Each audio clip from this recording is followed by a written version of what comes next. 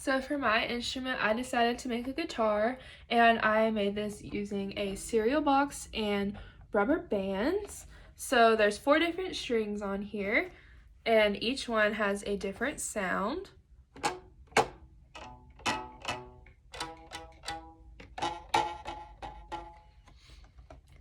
As you can see, each one has a different sound, and you can play this instrument by either plucking at the strings or strumming across.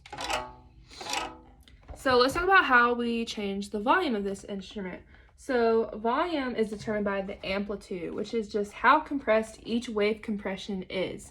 So hard and big vibrations are going to produce a louder sound compared to small and softer vibrations. So if we take this string here and pluck it hard, we can tell that the volume is loud, but we can also pluck it softer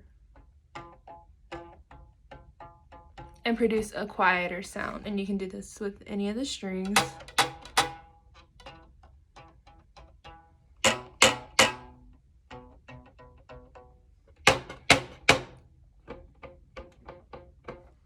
So you can change the loudness by how hard or soft you pluck or strum at the strings.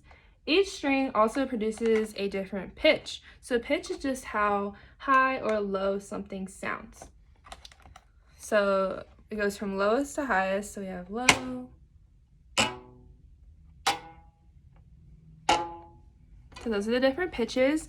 And pitch is also related to the frequency. So that's just the number of times per second a wave repeats itself. So the wave speed is also associated with the pitch, because if something has slower waves, it's going to produce a lower sound. So this one here has the lowest sound, so the waves are traveling the slowest. And this one has the highest pitch, so the waves are traveling faster. And I created the different pitches by using what I learned in the exploration part that we did in class. Using the cups and rubber bands, we figured out that we could change the pitch by the different tension. So if there was a higher tension on the rubber bands on the cup, then it produces a higher sound than if the tension is lower. So how I did this was to produce the lowest sound. I decided to just cut the rubber band and stick it to the front to produce a low tension and a low sound. And then I found one that was slightly smaller than this one and stretched it all the way around the box to create more tension than the previous string, but still produces a pretty low sound. Then I found a slightly smaller one and stretched it around the box to create a little bit more tension.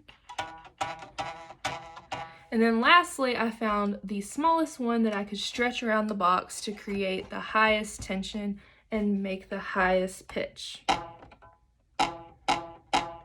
So that's all about my cereal box guitar.